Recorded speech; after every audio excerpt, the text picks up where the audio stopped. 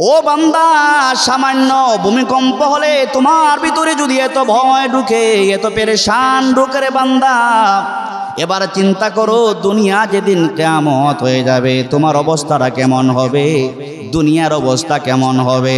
আল্লাহ সূরা হজের শুরুতে বলেন, ইয়া আইয়ুহান নাসুত্তাকু রাব্বাকুম ইন্না জালজালাতাস সাআতি শাইউন আযীম। আল্লাহু আকবার বলেন।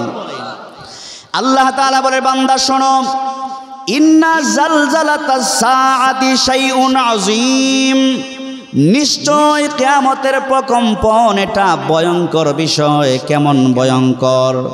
আল্লাহ বলেন, ইয়াউমা তারাউনাহা তাযহালু কুল্লু মুরদিআতিন আম্মা আরদাআত।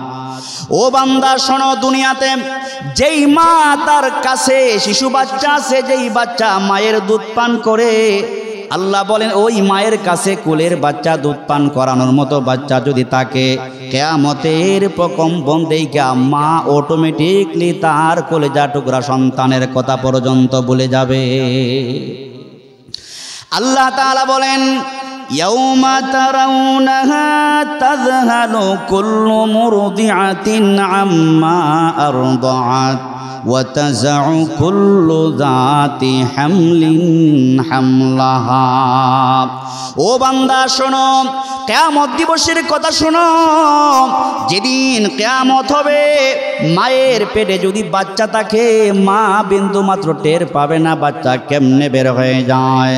আল্লাহ বলে, বান্দা শুধু এতটুকুই শেষ না, ওয়া তারান নাসা সুকারা, কিয়ামতের প্রকম্পন দেইখা ভালো মানুষরাও পাগলের মতো দিশাহারা হয়ে যাবে। সেদিন মানুষ পাগলের মতো হয়ে যাবে। আসলে দুনিয়ার কেউ সেদিন পাগল হবে না। আল্লাহ বলেন, ওয়ামা হুম বিসুকারা, আসলে একটা মানুষও পাগল হবে না। কেন মানুষ এমন করবে? আল্লাহ বলেন, ওয়ালাকিন্না আযাবাল্লাহি শাদীদ, আল্লাহ পাকের আযাব থেকে মানুষ পাগলের মতো হয়ে যাবে। জুরে কোন নাউযুবিল্লাহ। আমার ইমানদার ভাইয়েরা, আল্লাহ সুবহানাহু ওয়া তাআলা ইমানদারদের ঈমানকে মজবুত করার জন্যে, শানিত করার জন্যে, মুর্দা ঈমানকে জিন্দা করার জন্যে রব্বুল আলামিন কোরআনে হাকিমের সূরা বুরুজের মধ্যে একবার দুইবার নয় 4 বার কসম করেছেন। সুবহানাল্লাহ। খুব ভালো করে তাকায়া দেখেন, আল্লাহর কোরআনের কথা ভালো করে শুনলে, দিলের কান দিয়া শ্রবণ করলে, দিলের কান দিয়া শুনলে ঈমান তাজা হবে। আল্লাহ রাব্বুল ইজ্জত ওয়াল জালাল ঈমানদারদের ঈমানকে জিন্দা করার জন্য একটা ঘটনা বলবেন। ঘটনার আগে আল্লাহ 4 বার কসম করে বলেন, ওয়াস-সামাই যাতিল বুরুজ। ও ঈমানদার ভাইয়েরা, আল্লাহ রাব্বুল আলামিন আসমানের কসম করলেন। তারকা বিশিষ্ট আসমানের শপথ আল্লাহ করেছেন। আওয়াজ করে বলেন, আমাদের মাথার উপরে আসমান কয়টা? আরো জোরে কোন আসমান কয়টা? 7টা আসমান আল্লাহ রাব্বুল আলামিন সৃষ্টি করেছেন। ওই আসমান যে উপরে আছে, তারকা বিশিষ্ট আসমান যে আছে, ওই তারকা বিশিষ্ট আসমানের শপথ আল্লাহ করেছেন। জোরে কোন সুবহানাল্লাহ। আল্লাহ রাব্বুল আলামিন তারকা বিশিষ্ট আসমানের শপথ আল্লাহ কেন করলেন? তারকা বিশিষ্ট আসমানের শপথ আল্লাহ এই জন্যে করলেন, যাতে করে কসম করার পরে ঈমানদাররা আল্লাহ পাকের সাজানো আসমানের দিকে বারবার তাকায়। বারবার তাকালে পরে আল্লাহ পাকের সৃষ্টি জগৎ দেখলে মুমিনের ঈমানটা বৃদ্ধি পেয়ে যায়। সুবহানাল্লাহ। আল্লাহ তাআলা 7টা আসমানকে কত সুন্দর করে সাজাইছেন। আল্লাহ তাআলা বলেন সূরা মুলকের মধ্যে বলেন, ওয়ালাকাদ যায়্যানাস সামাআদ দুনিয়া বিমাসাবিহা وجعلناها رجوما للشياطين আল্লাহ তাআলা বলে বান্দারে শোনো, ওই যে উপরে আসমান দেখা যায়, আমি রব ওই আসমানের সৌন্দর্যতা বৃদ্ধি করার জন্যে আমি রব্বুল আলামিন একটা দুইটা না কোটি কোটি তারকা দিয়ে আল্লাহ পাক আমাদের মাথার উপরে যে আসমান দেখা যায়, আসমানকে আল্লাহ সুসজ্জিত করেছেন। জুড়ে কোন ঠিক কিনা? আমার আপনার ঈমানকে বৃদ্ধি করার জন্য আল্লাহ আরো বলেন, ও বান্দা শোনো, আমি আল্লাহ তাআলা আসমান সৃষ্টি করেছি। আল্লাহ কেমনে আসমান সৃষ্টি করলেন? আল্লাহ তাআলা বলেন, আল্লাযী খালাকা সাবআ সামাওয়াতিন তিবাকা মা তারা ফি খালকির রাহমানি মিন তাফাউত ফারজি'ল বাসারা হাল তারা মিন ফুতুর। ও দুনিয়ার ইমানদাররা শোনো, আমি রব্বুল আলামিন এত চমৎকার করে 7টা আসমানকে সাজিয়েছি। দুনিয়ার মানুষ যদি একবার না দুইবার না 1000 বার যদি আসমানের দিকে তাকায়, বলুন তো দেখি রব্বুল আলামিনের সাজানো আসমানের মধ্যে মানুষ কোনো ভুল ধরার সুযোগ নাই, ঠিক কিনা? আল্লাহ পাকের সেই সাজানো আসমানের মধ্যে মানুষ যদি বারবার তাকায়, আল্লাহ বলেন বারবার না 1000 বার যদি তোমরা তাকাও, ও বান্দা যতবার তাকাবা তোমার জীবনের শুরু থেকে নিয়ে শেষ পর্যন্ত যদি তাকাতে থাকো, তোমার দৃষ্টি ক্লান্ত হয়ে যাবে, দুর্বল হয়ে পড়বে। তারপরও আমি রবের সাজানো আসমানের মধ্যে কোনো ভুল ধরার সুযোগ নাই। জুড়ে কোন ঠিক কিনা? আমার সিলেটের ভাইয়ারা চিন্তা করেন, আমরা যদি দামি একজন ইঞ্জিনিয়ার দিয়া যদি বড় একটা বিল্ডিং বানাই, কোটি কোটি টাকা দিয়া যদি বিল্ডিং বানাই, তারপরও দামি বিল্ডিং বানানোর পরে মাঝে মধ্যে কোনো ভুল থাকে কি থাকে না? আওয়াজ করে বলেন, থাকে কি থাকে না? ভুল থাকে। রব কেমন সুন্দর করে 7টা আসমানকে সাজায়া দিলেন। দুনিয়ার কোনো রাজা বাদশার সাহায্য লাগে না। কেন সাহায্য লাগে না? আল্লাহ তাআলা বলেন, কুল হুয়াল্লাহু আহাদুনিল্লাহুস সামাদ। বান্দারে আল্লাহুস সামাদ, আমি রব দুনিয়ার কারো উপর নির্ভরশীল নয়। দুনিয়ার মানুষ আমি রবের উপর সবাই নির্ভরশীল। জুড়ে কোন ঠিক কিনা? আমরা যদি দুনিয়াতে ঘর বানাই, ইঞ্জিনিয়ার লাগে, রাজমিস্ত্রি লাগে। ও ইমানদার ভাইয়েরা, রব এত সুন্দর করে 7টা আসমানকে এত সুন্দর করে ঝুলিয়ে রাখছেন, একটা পিলার দেওয়ার প্রয়োজন পড়ে না, একটা রড আর সিমেন্টের প্রয়োজন পড়ে না, দুনিয়ার কোনো মানুষের সাহায্য নেওয়ার প্রয়োজন পড়ে না। কারণ রব হলেন আল্লাহুস সামাদ। আল্লাহ পাক দুনিয়ার কোনো মানুষের সাহায্য ছাড়া সব কিছু করার ক্ষমতা আছে না নাই? তো আল্লাহ ওই কথাটাই বলতেছেন, আপনি আমার ঈমানকে বাড়ানোর জন্য বান্দা বারবার তাকাও, আমি আল্লাহর সাজানো আসমানের মধ্যে কোনো ভুল ধরতে পারবা না। এবার 2 নম্বরে আল্লাহ শপথ করেন, ওয়াল ইয়াউমিল মাউউদ। বান্দারে তোমরা কিয়ামত দিবসের শপথ আল্লাহ করলেন। কোন দিনের? 1 নম্বরে তারকা বিশিষ্ট আসমানের শপথ আল্লাহ করেছেন। 2 নম্বরে ওয়াল ইয়াউমিল মাউউদ, কিয়ামত দিবসের শপথ করেছেন। ও মুরব্বী বাবারা, যুবক ভাইয়েরা বুঝে থাকলে বলেন, আল্লাহ যে 2 নম্বরে কিয়ামত দিবসের শপথটা করলেন, দুনিয়া একদিন কিয়ামত হয়ে যাবে। আল্লাহ পাকের কথা জোরে কোন ঠিক কিনা? দুনিয়া কিয়ামত হবে। রব যে বলেছেন আমার আপনার ঈমানকে জিন্দা করার জন্য দুনিয়া কিয়ামত হবে, এটা 100% এর চাইতে বেশি চির সত্য। জোরে কোন ঠিক কিনা? দুনিয়া কিয়ামত হয়ে যাবে। আল্লাহ কিয়ামত দিবসের শপথ কেন করলেন? সামান্য ভূমিকম্প যদি হয়, সামান্য ভূমিকম্প হলেই আমাদের 12টা বেজে যায়। জুড়ে কোন বাজে কি বাজে না? মানুষ 10 তলার উপরে থাকে, 20 তলার উপরে থাকে। সামান্য কয়েক মাত্রার ভূমিকম্প হলে মানুষ আর 10 তলায় থাকে না, লাফায়া লাফায়া জমিনে পড়ে যায় বাঁচার জন্য। জুড়ে কোন ঠিক কিনা? আল্লাহ তাআলা বলতে চান, বান্দারে শোনো, ও বান্দা, সামান্য ভূমিকম্প হলে তোমার ভিতরে যদি এত ভয় ঢুকে, এত পেরেশান ঢুকে রে বান্দা, এবার চিন্তা করো দুনিয়া যেদিন কিয়ামত হয়ে যাবে তোমার অবস্থাটা কেমন হবে, দুনিয়ার অবস্থা কেমন হবে। আল্লাহ সূরা হজের শুরুতে বলেন, ইয়া আইয়ুহান নাসুত্তাকু রাব্বাকুম ইন্না জালজালাতাস সাআতি শাইউন আযীম। আল্লাহু আকবার বলেন। আল্লাহ তাআলা বলে, বান্দা শোনো, ইন্না জালজালাতাস সাআতি শাইউন আযীম, নিশ্চয় কিয়ামতের প্রকম্পন এটা ভয়ঙ্কর বিষয়। কেমন ভয়ঙ্কর? আল্লাহ বলেন, ইয়াউমা তারাউনাহা তাযহালু কুল্লু মুরদিআতিন আম্মা আরদাআত।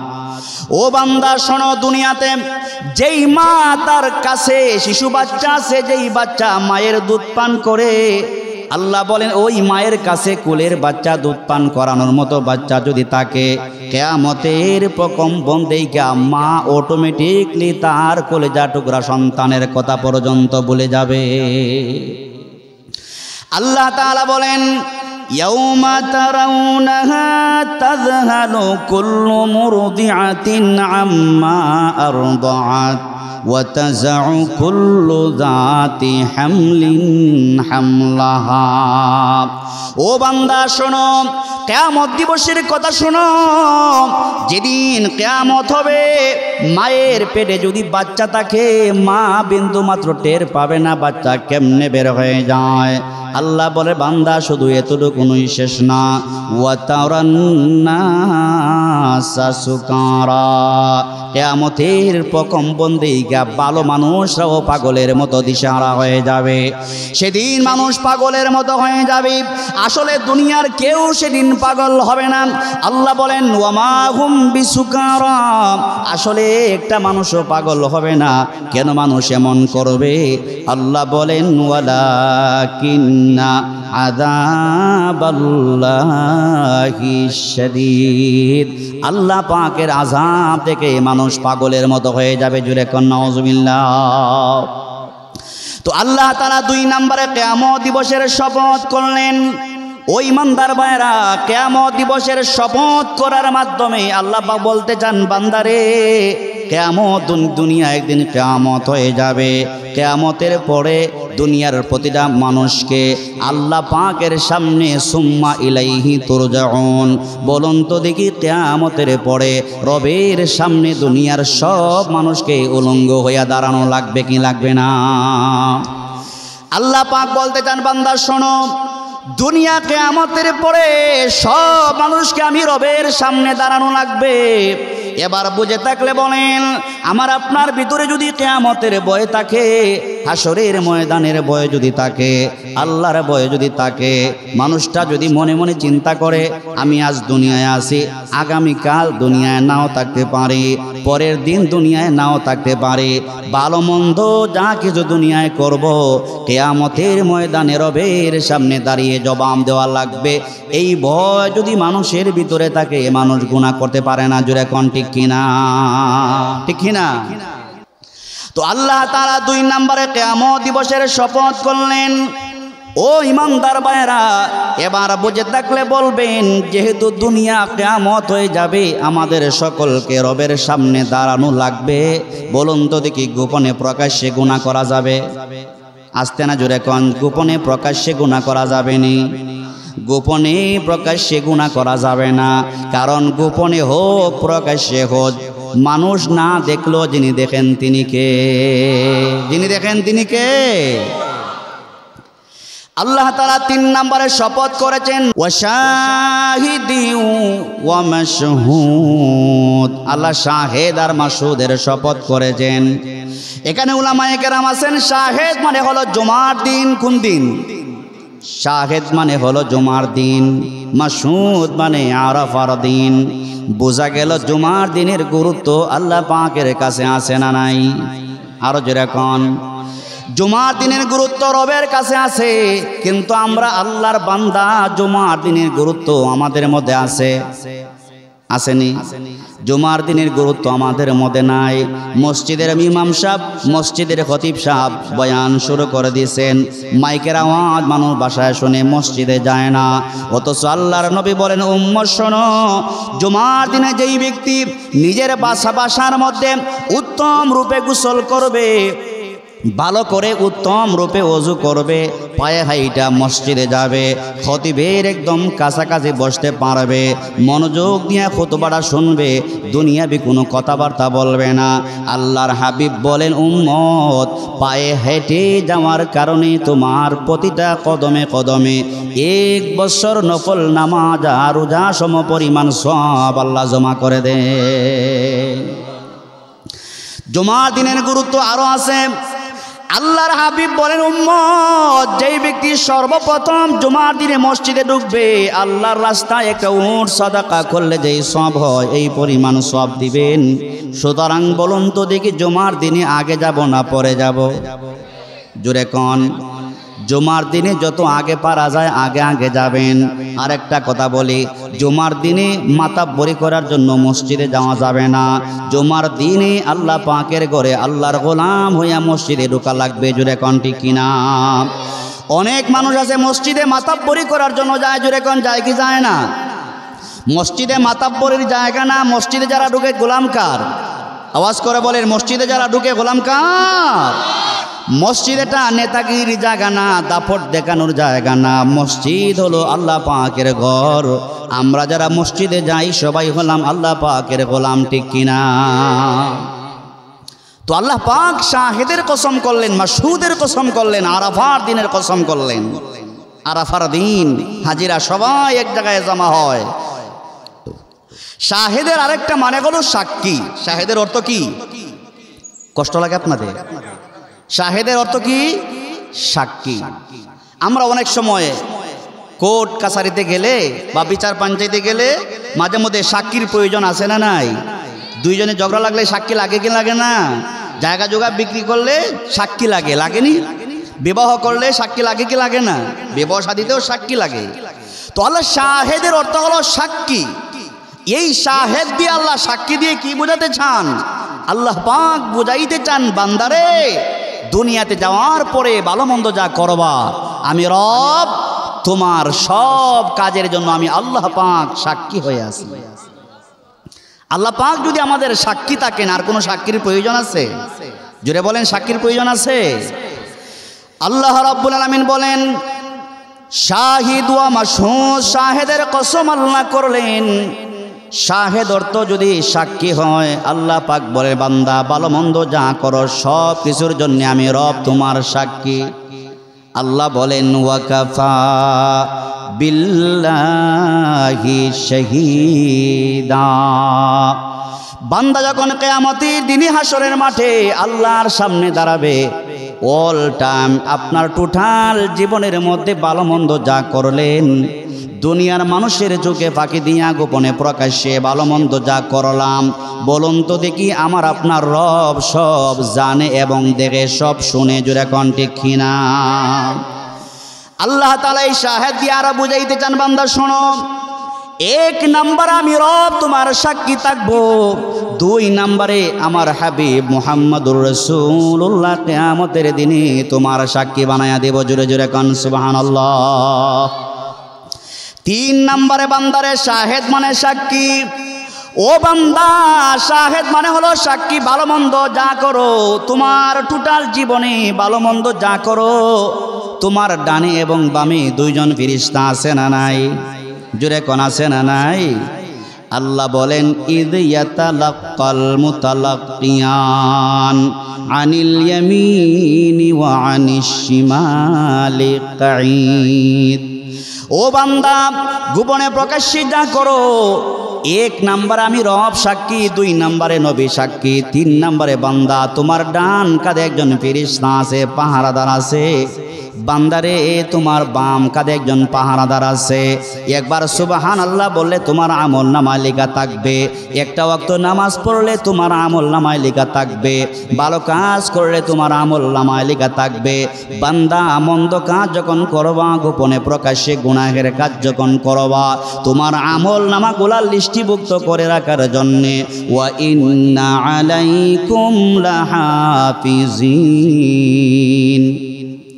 ও বান্দা তোমার আমল নামা লিখে রাখার জন্য বাম দিকে একজন ফেরেশতা লিখে রাখছি, দিয়ে রাখছি রে বান্দা, তুমি ভালো করবা লিখবে, মন্দ করবা তোমার লিখবে, শুধু লিখে রাখবে তা না।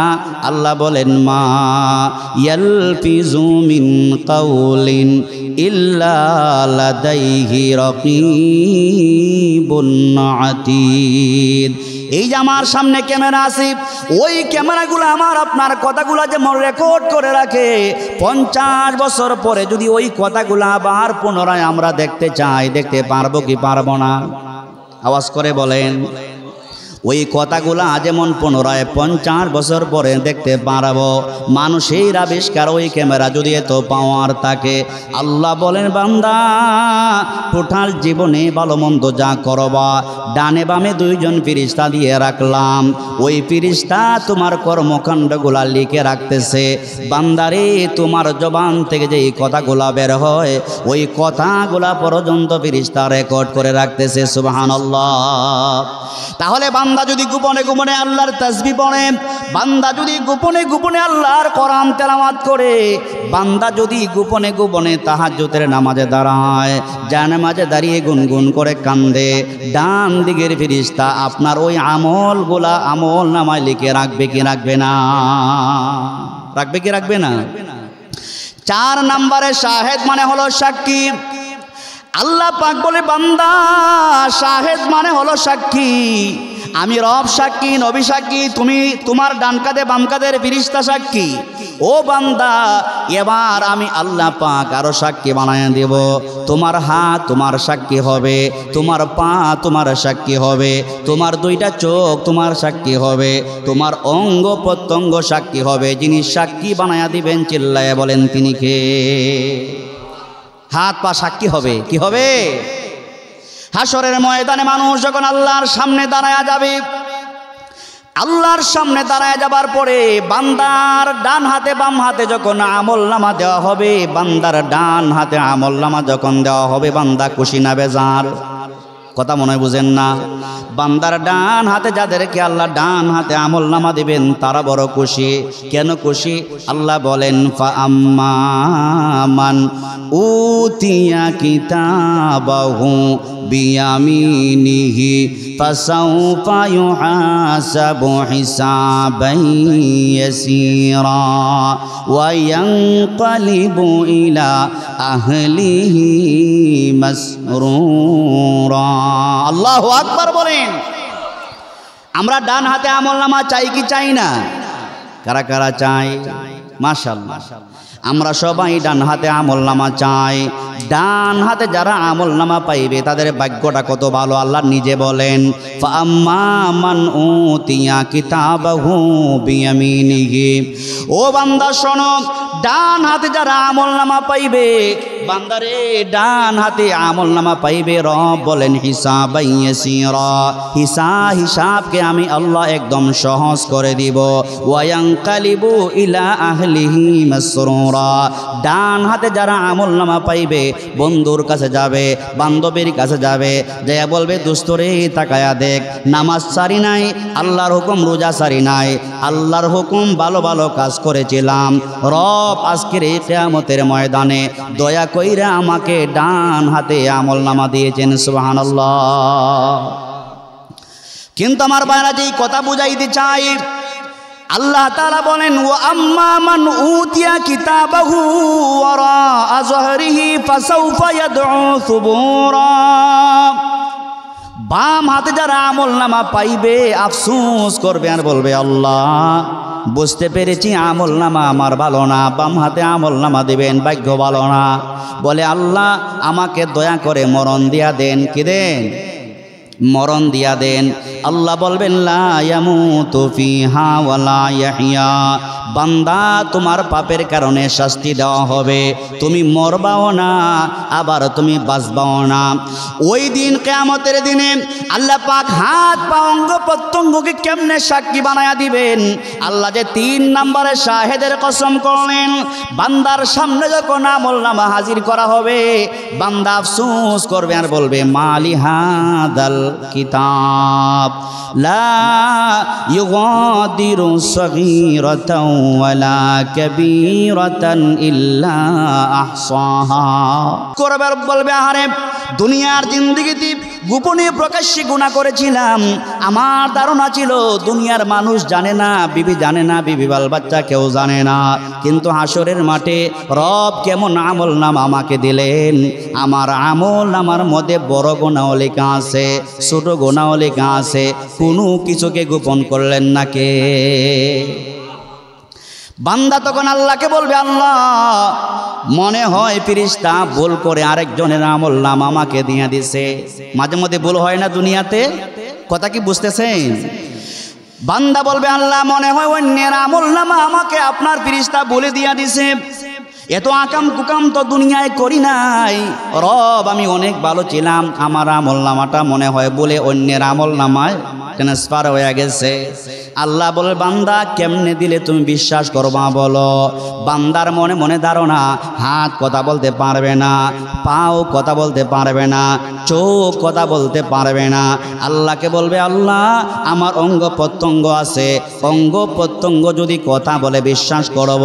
আল্লাহ বলবে ঠিক আছে, আল ইয়াউমা নাখতিমু আলা আফওয়াহিহিম وتكلمنا أيديهم وتشهد أرجلهم بما كانوا يكسبون।